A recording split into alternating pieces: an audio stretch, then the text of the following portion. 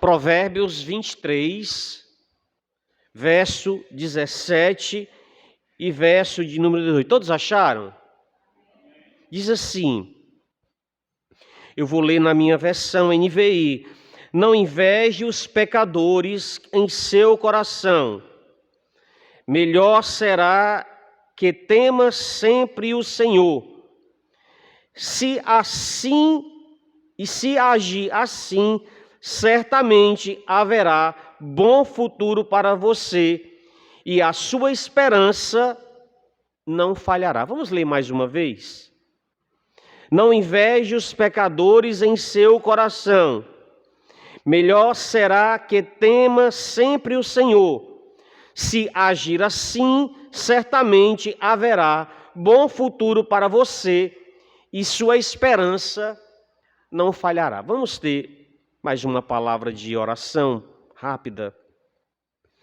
Senhor, nós louvamos a Ti, Senhor, por mais esta oportunidade de estarmos aqui reunidos, congregados, ó Deus, para prestarmos esse culto de louvor e de adoração ao Senhor. Queremos, ó Deus, agradecer pelo privilégio de termos a Tua palavra, de termos acesso à Tua palavra. E mais do que acesso à Tua palavra, compreensão de que ela é palavra de Deus para as nossas vidas. E como tal, digna, Senhor Deus, de toda aceitação. Meu Deus, mais uma vez nós te pedimos que o Teu Espírito nos conduza naquilo que nós pretendemos falar. Ó Deus, tudo isso para a glória que é devida ao Teu nome. Amém. O tema da nossa fala, da nossa mensagem, da nossa reflexão é: não inveje os pecadores em seu coração. Eu quero introduzir a minha fala esta noite, fazendo um convite aos irmãos a lerem um outro trecho da Bíblia Sagrada, tá certo?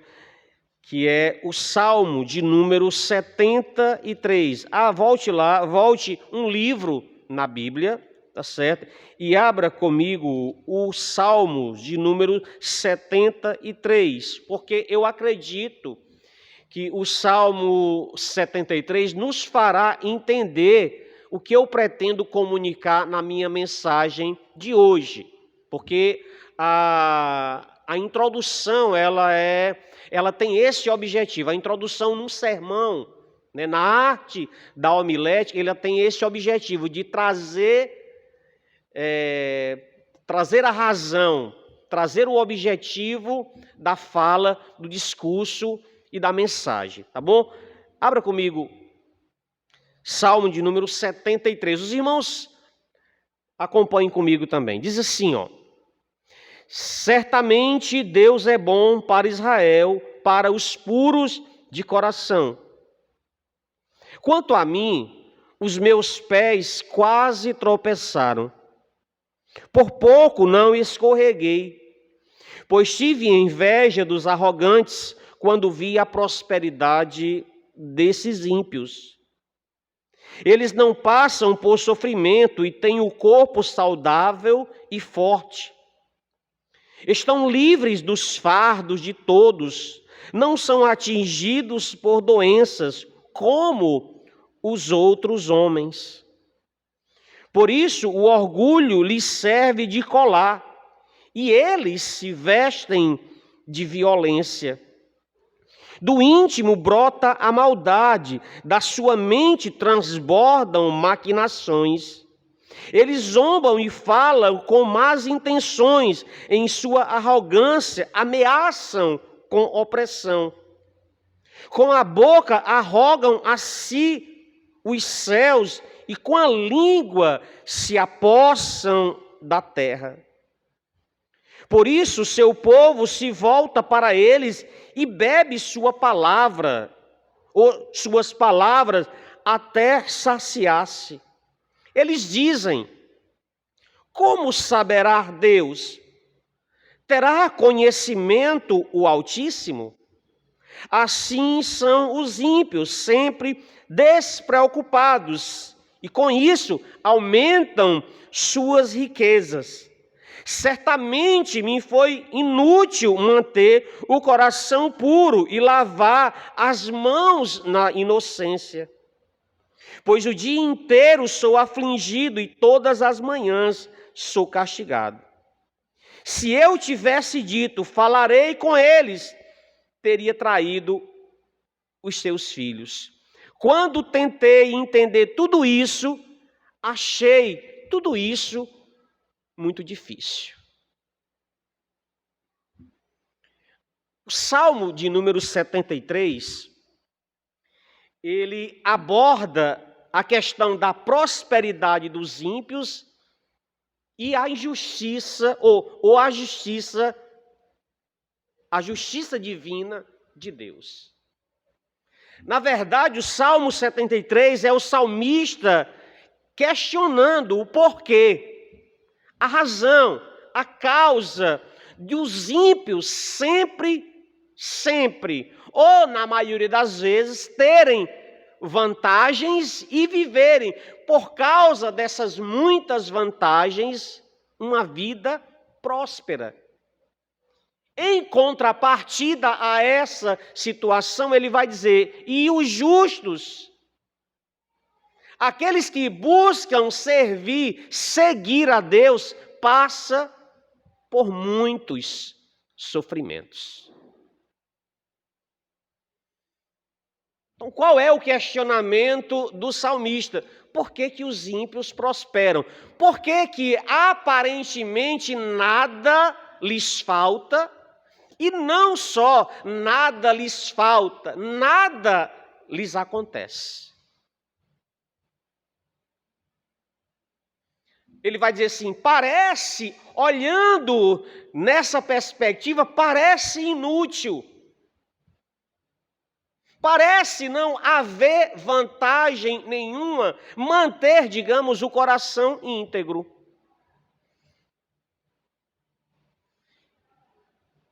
Irmãos, é inegável que aquilo que trouxe, digamos, esses questionamentos para o salmista, que trouxe essas angústias ao seu coração, é também algo que vem à nossa cabeça, é algo também que vem às nossas vidas.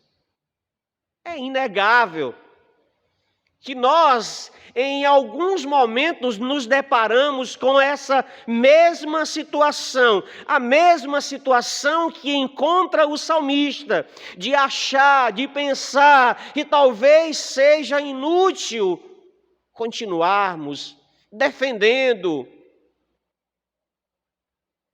aquilo que ninguém mais, ou aparentemente mais, ninguém defende.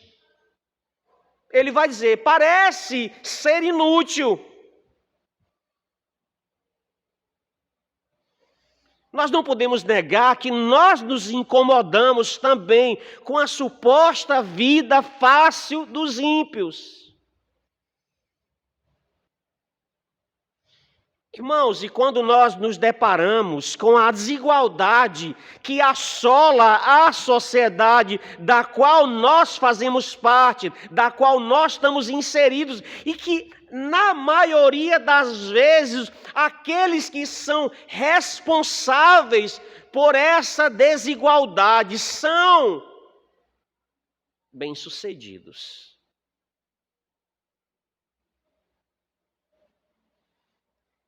E em tudo aquilo que eles se propõem a fazer, e tudo aquilo que eles intentam em realizar, eles fazem. E o máximo que acontece com eles, com elas, com as pessoas, é terem as suas imagens um pouco arranhadas. Na verdade, o máximo que acontece é que podem, em algum momento, os seus nomes saírem na mídia, de terem os seus nomes incluídos, de terem os seus nomes, taxados em alguma falcatrua. Mas é coisa simples, eles já estão, digamos, acostumados a fazerem tudo isso. Terem os seus nomes ligados à corrupção. É apenas uma imagem arranhada. O que importa é o quanto eles lucraram. O que importa é quanto eles se deram bem.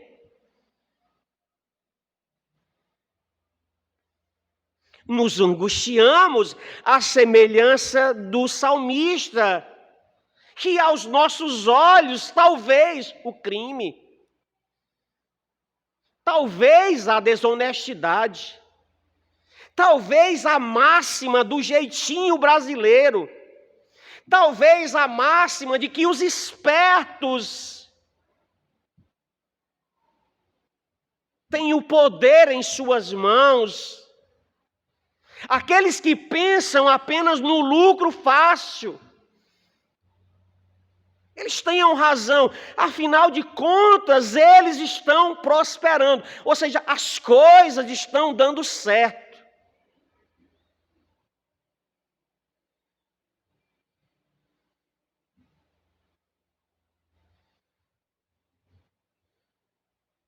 Parece que está dando certo.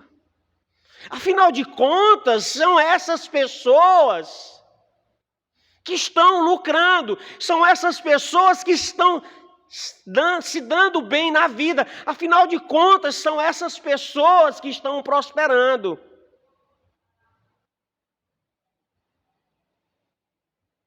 Aí a gente olha e pensa e imagina também como o salmista imaginou. Será que a desonestidade, ela não é viável? Será que a obtenção de lucro fácil não seja o melhor caminho para todos nós seguirmos? Afinal de contas, são eles que estão se dando bem. Afinal de contas, são eles que estão viajando para Paris. Afinal de contas, são eles que estão enviando seus filhos para passarem férias na Europa. Afinal de contas, eles têm tudo que o dinheiro pode proporcionar.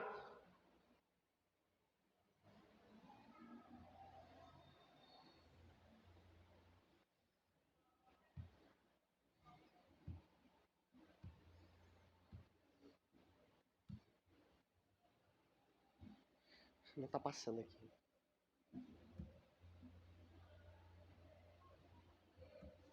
Vai passar aqui.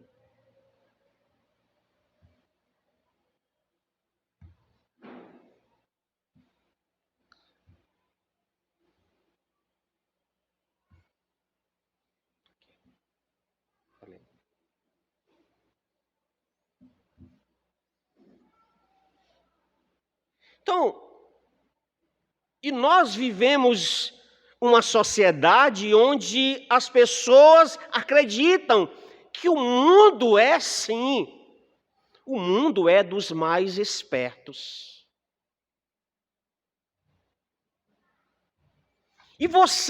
E não é só uma visão de que o mundo é para os espertos e dos espertos. Na verdade é que se você não ficar atento, você vira um Zé Mané.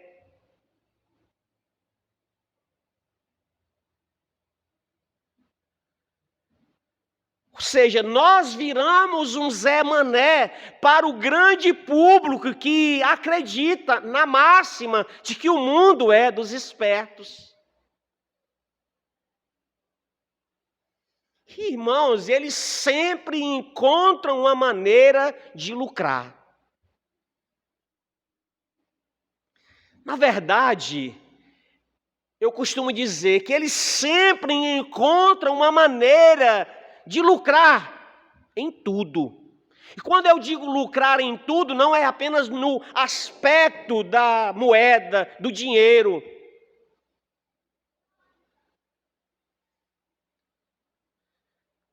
Reina a impunidade nas sociedades. E essa impunidade nos faz querer agir. Ou seja, e faz com que a gente olhe e tenha o mesmo olhar do salmista. Será que vale a pena nos mantermos fiéis, convictos? Haja vista que todos estão seguindo o fluxo, o curso.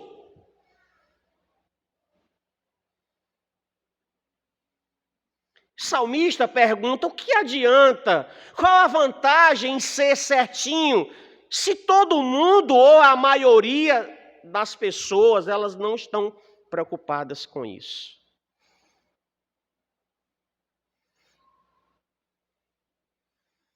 E cresce na nossa compreensão de que nada e ninguém é capaz de refrear os instintos daqueles que prosperam com a impunidade. Foi assim que o salmista se questionou, e é assim que também nós nos questionamos na nossa vida prática.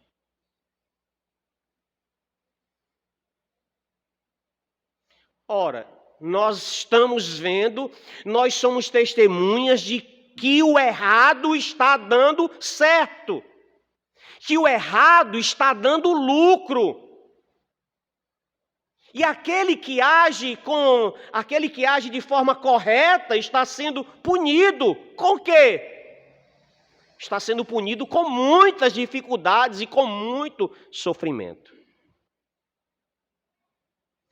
Irmãos, e todo esse quadro sugere para nós que a melhor coisa que nós temos para fazer é largar essa ideia de ser certinhos. Aquela ideia de chutar o balde. É mais ou menos isso que em determinado momento o salmista ficou tentado a fazer. Vou chutar o balde.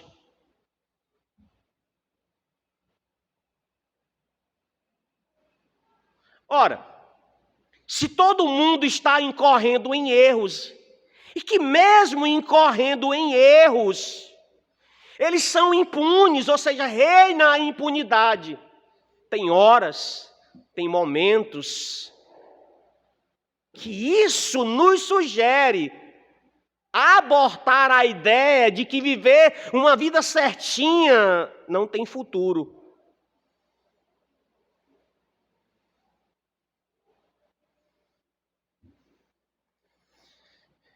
Tem um rapaz, o Diego, ele é um colega lá da feira, ele tem um box lá perto de mim, a gente sempre conversa, praticamente todos os dias, né? Todos os dias nós nos encontramos.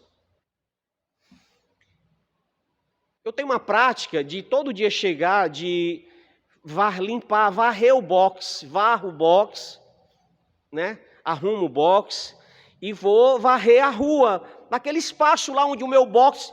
O galpão lá é dividido por ruas. Então, aquele trecho onde fica o meu box, eu costumo também varrer, levo lá para o meio da rua e apanho numa pá e boto lá na lixeira. E fica no corredor central do galpão.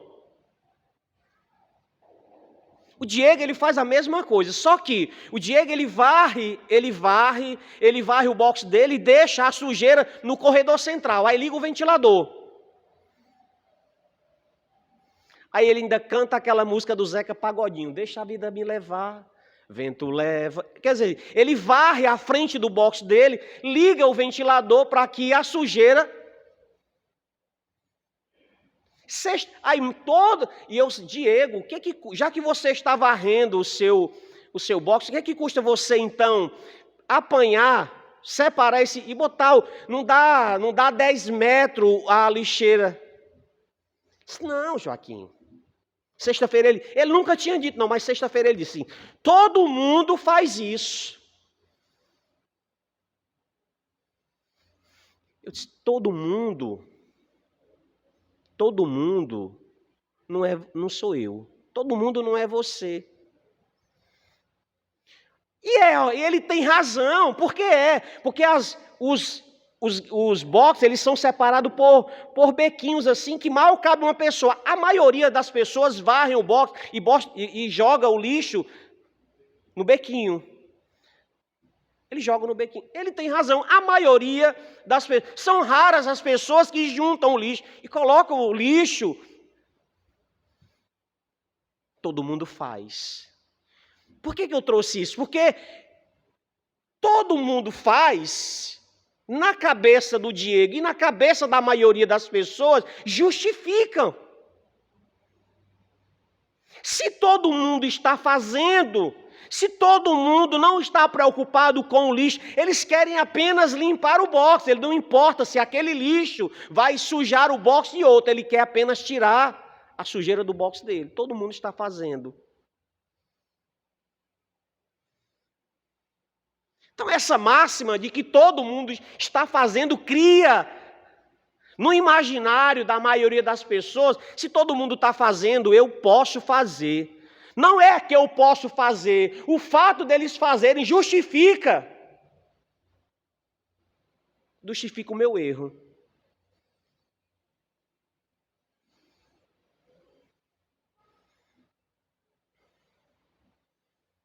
E é justamente por saber que todos nós estamos tentando, irmãos, na verdade, todos nós estamos tentando usar essa máxima.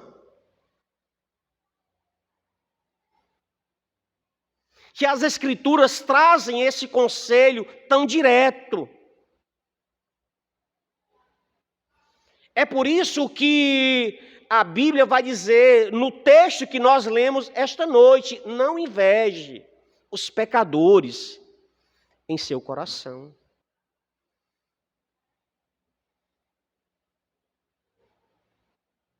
Porque, irmãos, Deus sabe que mesmo sendo alvos da sua bendita graça, isso não nos imuniza de sermos tentados a ceder ao engano de que a impiedade dos pecadores, que é recompensada com prosperidade, é a melhor saída.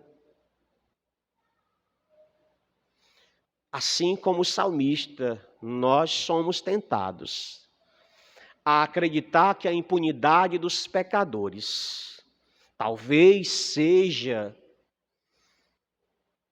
uma boa saída para nós, uma boa escolha para nós, uma boa opção para nós. Então, quando ele diz assim, não inveja, ele está dizendo assim, não anseie ser. Quando ele diz não inveja, ele está dizendo não intente fazer igual. Mesmo que aos nossos olhos pareçam que eles ficam, ou que eles ficarão sem punição.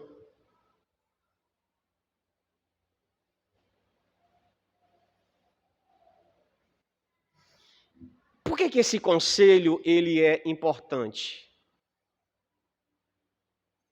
Primeiro, porque essa é uma realidade, mesmo para aqueles que tiveram experiência com Deus. Que realidade? A realidade de sermos tentados.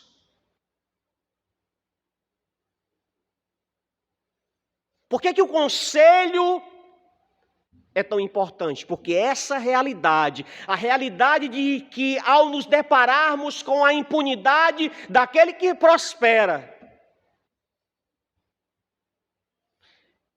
é uma realidade também para aqueles que tiveram uma experiência com Deus. O fato da nossa experiência com a mensagem de Deus não nos imuniza de sermos tentados a colocar em dúvida se vale a pena permanecer fiel enquanto a maioria segue uma vida desregrada.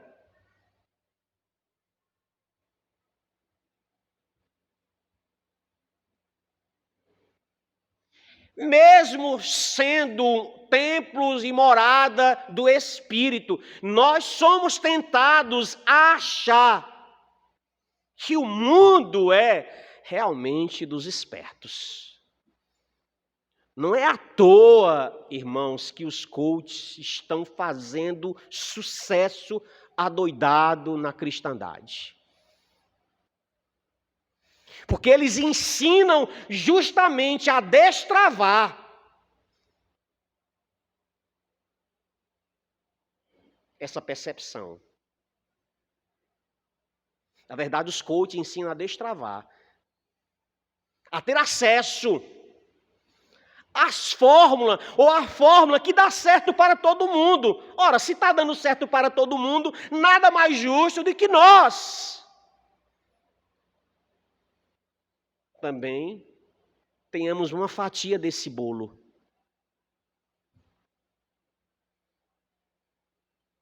Não é sem razão que a palavra nos exorta esta noite a não invejarmos a realidade daqueles que acreditam que é válido tirar proveito de tudo e de todos.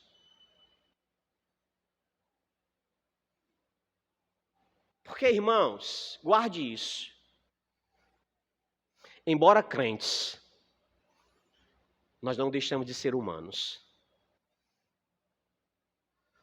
Na verdade, a salvação amplia essa percepção de humanidade. Não amplia a percepção de humanidade para nos darmos bem. É o contrário.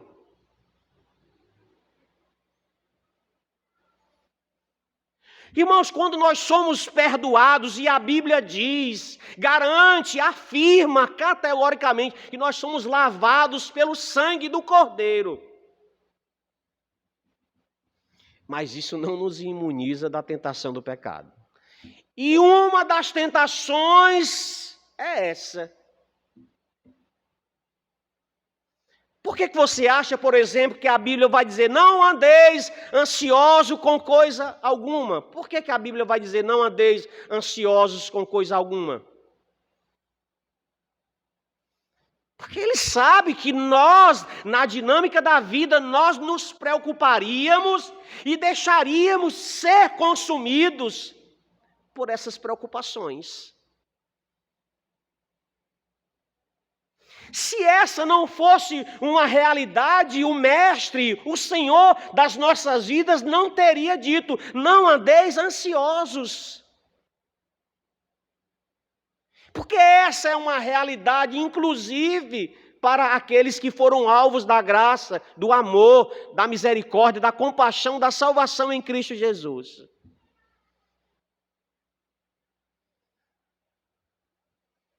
Por que você acha que a Bíblia vai dizer, vinde a mim, vós que estáis cansados e sobrecarregados? Porque ele sabia que na dinâmica, que na realidade desta habitação, nós nos cansaríamos e nós seríamos sobrecarregados durante a caminhada. Por que você acha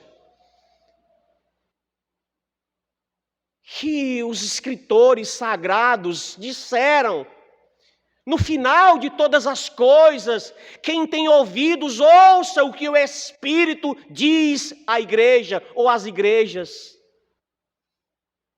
Porque eles sabiam que na realidade na qual nós estamos inseridos, as pessoas teriam dificuldades em ouvir. Como nós temos dificuldades em ouvir. Por que você acha que o autor sagrado vai dizer para termos cuidado com a língua? Está lá na carta de Tiago.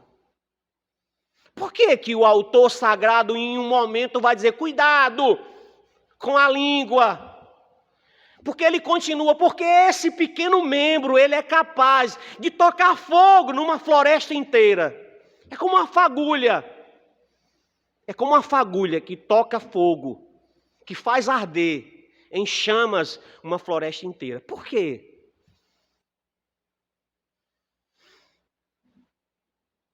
Irmãos, uma das nossas grandes tentações é olharmos para a impunidade, está reinando, e nós desejamos o mesmo. Afinal de contas, quem não quer ter lucro fácil? Lucro fácil é quem não quer ganhar com facilidade. É como diz o meu vizinho Valmir, eu queria achar uma bolsa de dinheiro hoje. Quem, irmãos, não quer achar uma bolsa de dinheiro?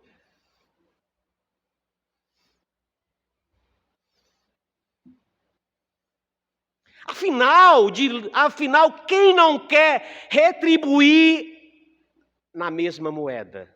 Retribuir na mesma moeda, irmãos, é prazeroso. Lembra uma máxima e diz assim: a vingança é um prato e se come. Por que frio, irmão? Para saborear o máximo daquela comida. Entende? Retribuir na mesma moeda é prazeroso. Afinal de contas, por que nós temos que seguir todas as etapas? Se queimar etapas é mais fácil. Ora, se eu posso ir mais longe com menos esforço.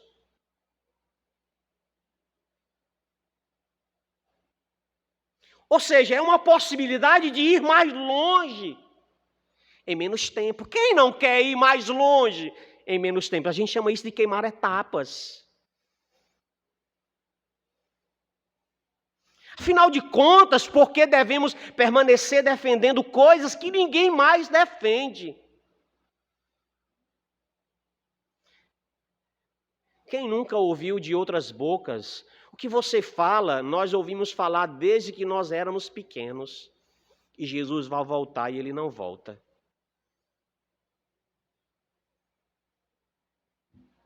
Abra sua Bíblia. Vá lá comigo, 1 Pedro. 2 Pedro, desculpa. 2 Pedro.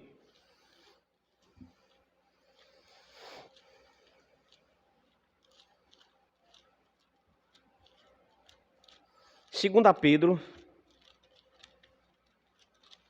2 Pedro 3. A partir do verso 1, olha e diz. Amados, esta é agora a segunda carta que lhes escrevo.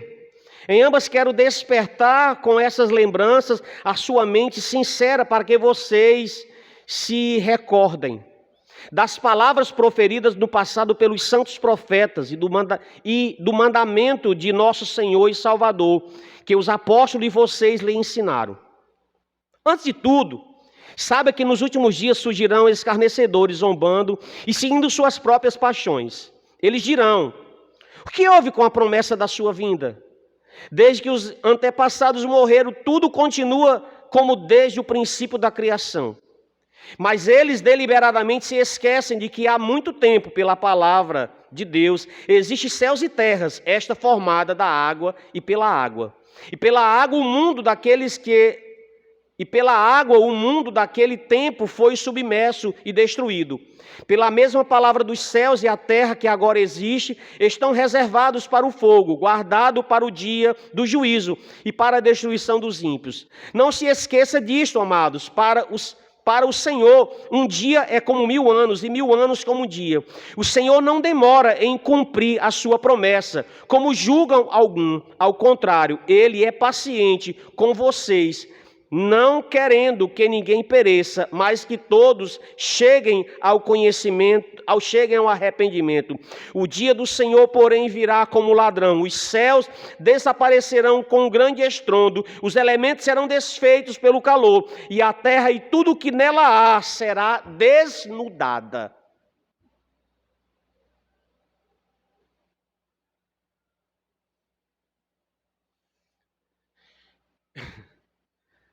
O erro é uma lição dentro da lição.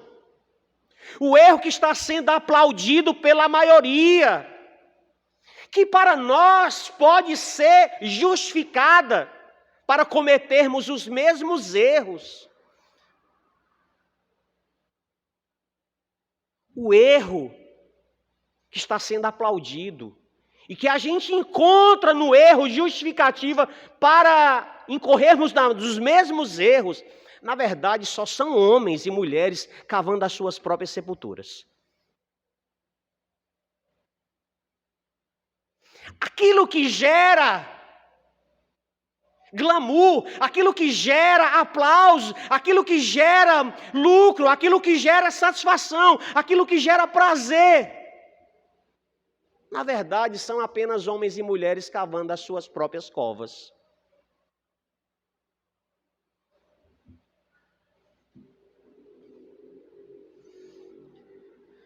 Não vou abrir, mas eu vou citar aqui o texto de 1 Reis, primeiro livro dos Reis, capítulo 19. Os irmãos sabem do que trata 1 Reis, capítulo 19. Quando Elias foge, quando Elias decide ir embora, por 2 vezes, no verso 14, no verso 10 e no verso 14, Elias diz assim: eu tenho, em outras palavras, eu tenho me mantido fiel ao Senhor, enquanto Israel inteira. Eu tenho me mantido fiel ao Senhor, enquanto Israel inteiro segue um outro curso. Por 2 vezes ele vai dizer assim: o que resta de mim? Ele pede para morrer. O que acontece com Elias? Ele vê o quadro de impiedade reinando e a impunidade reinando. Ele vai dizer: qual o sentido?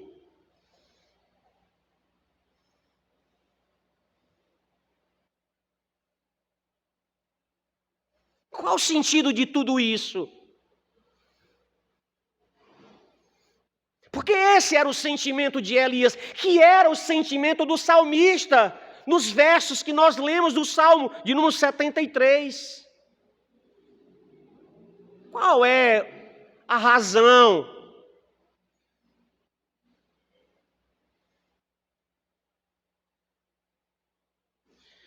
Em outras palavras, Elias vai dizer assim: qual o cabimento?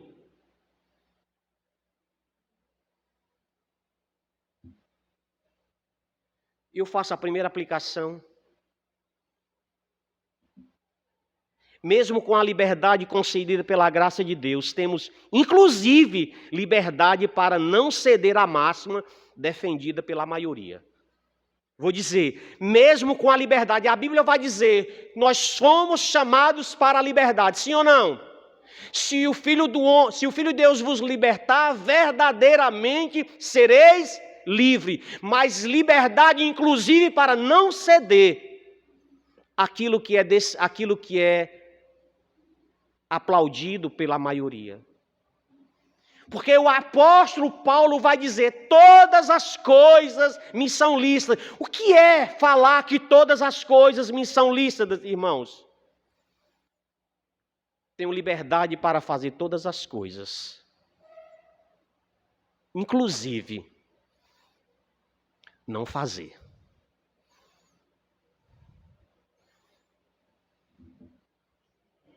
Segunda coisa. Primeira é que nessa realidade nós somos tentados a repetir, a replicar a máxima de que o mundo é dos espertos. Mas tem uma segunda lição que o texto de Provérbios 23, 17 e 18 nos ensina esta noite. Não se engane. Temos expectativas para além dessa realidade. O que diz o verso 18? Volte lá comigo.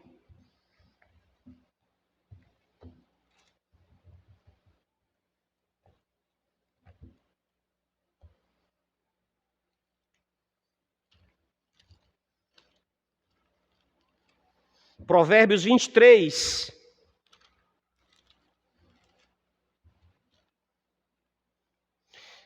Vamos lá, de novo. Ó. Não inveje os pecadores em seu coração. Melhor será que temas sempre o Senhor.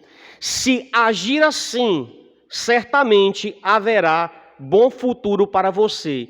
E a sua esperança não falhará. Ele diz assim, ó. Essa é uma realidade da qual nós não podemos fugir. Nós somos tentados. Mas no verso 18 ele diz assim, ó. Não se engane. Deus nos possibilita viver uma outra realidade. A vida da maioria das pessoas só existe apenas essa realidade. E por eles acharem e acreditarem que só há essa realidade, eles estão limitados apenas a uma realidade, ok? Para a maioria das pessoas, a vida se vive apenas aqui. Ora, se a vida se vive apenas aqui, eu tenho que aproveitar todas as oportunidades aqui. Faz sentido isso? Qual é a realidade da maioria das pessoas? Essa realidade, onde o importante, o mais importante, é lucrarmos com tudo. Estão presos a uma realidade, irmãos. Eles só podem viver essa realidade. Mas o Evangelho que nos salva de termos apenas essa realidade, nos dá a compreensão de uma outra realidade. E ele vai dizer, há uma recompensa para aqueles que não desistem em se manter íntegro.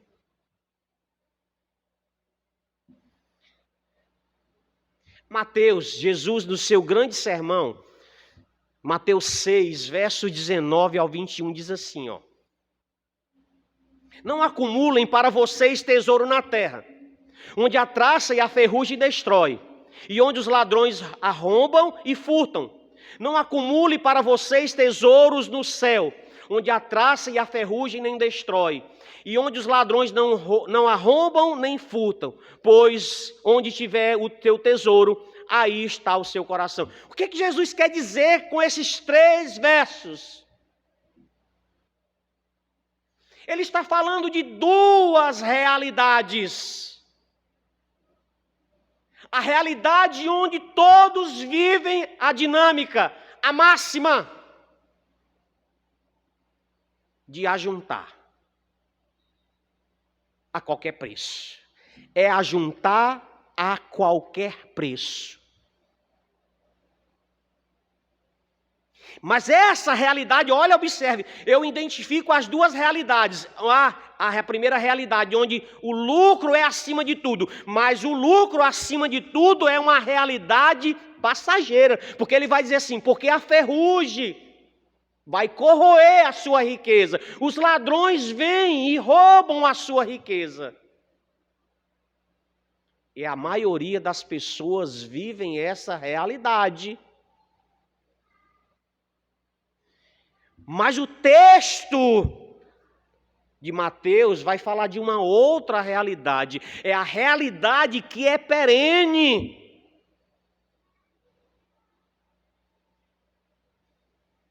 Onde a ferrugem não corrói, onde os ladrões não roubam a sua riqueza. Mas é a realidade menos percebida, inclusive pelos crentes. Os irmãos estão entendendo? A primeira realidade é, sem dúvida nenhuma, a mais fácil.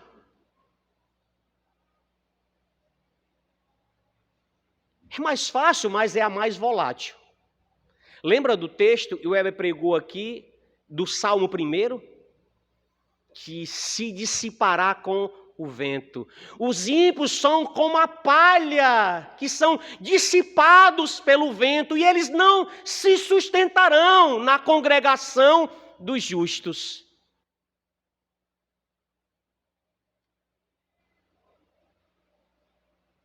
A segunda, embora seja mais difícil,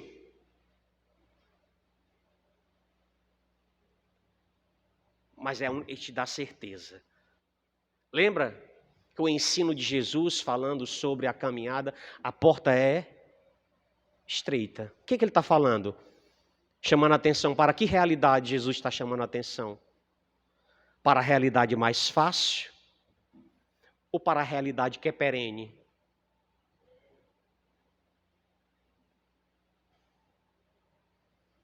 Quem vive a realidade da maioria faz aquilo que é peculiar à maioria. De novo, quem vive a realidade da maioria faz aquilo que é peculiar. Por que faz aquilo que é peculiar? Porque ele só tem essa opção.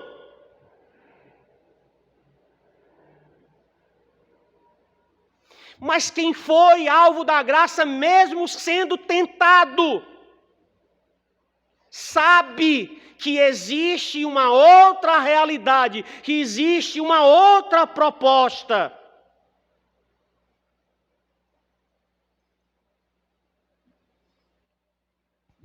Vamos terminar de ler o Salmo 73, porque nós lemos até parte do Salmo 73. Vamos voltar ao Salmo 73.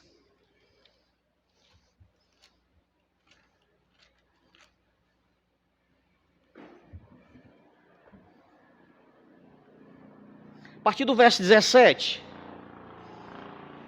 Até então o salmista estava olhando, tendo apenas uma realidade como perspectiva. Mas olha o que ele diz a partir do verso 17. Eu vou ler o verso 16 para os irmãos entenderem. Quando tentei entender tudo isso, achei muito difícil para mim. Como é muito difícil para nós. Verso 17. Até que entrei no santuário de Deus, e então compreendi o destino dos ímpios. Certamente os pões em terreno escorregadio e os fazem cair em ruína. Como são destruídos de repente, completamente tomados de pavor. São como um sonho que se vai quando acordamos. Quando te levantares, Senhor, tu os farás desaparecer. Quando o meu coração estava amargurado e no meu íntimo sentia inveja, agi como insensato e ignorante, minha atitude para contigo era como um animal irracional. Contudo, sempre estou contigo, tomas a minha mão direita e me sustém. Tu me diriges com o teu conselho e depois me receberá com honras. A quem tenho nos céus senão a ti, e na terra nada mais desejo além de estar junto a ti. O meu corpo, o meu coração poderão fraquejar, mas Deus é a força do meu coração e a minha herança para sempre. Os irmãos entendem de que realidade é essa eu estou falando esta noite?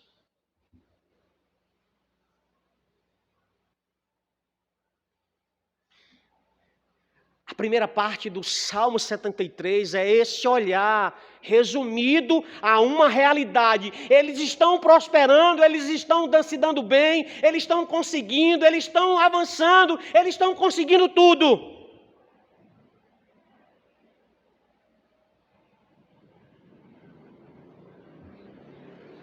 Mas o salmista entende que há uma outra realidade.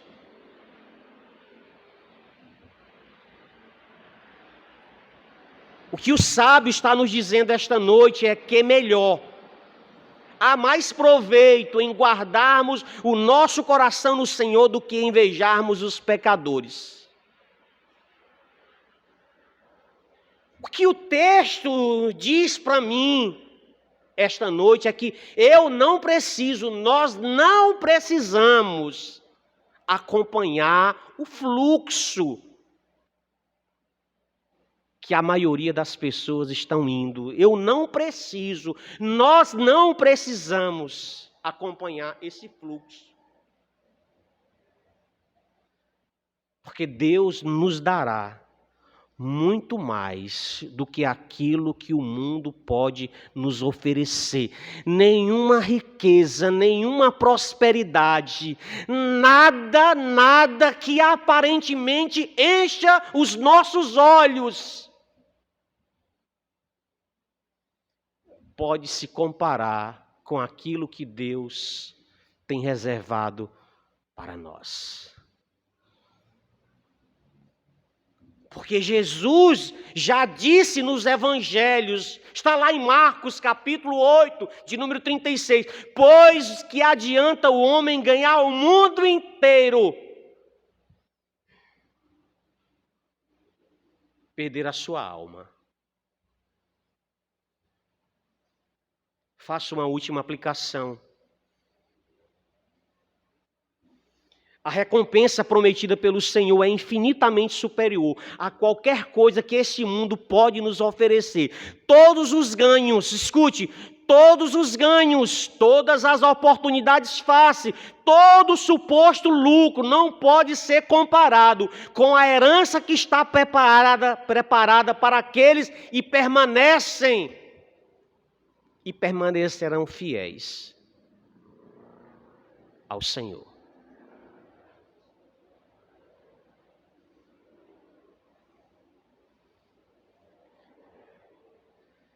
Somos tentados, sim, mas o Evangelho da Graça nos faz enxergar que existe uma realidade para além desta realidade que todos estão aplaudindo, todos querem ser. Que Deus nos ajude a não esquecermos,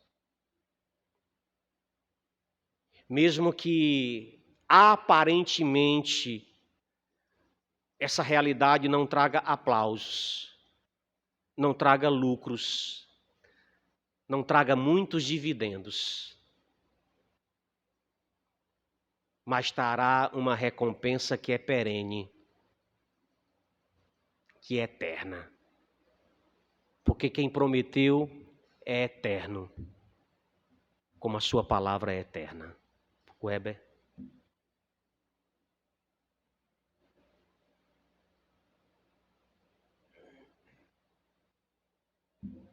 Amém. Vamos orar para encerrar.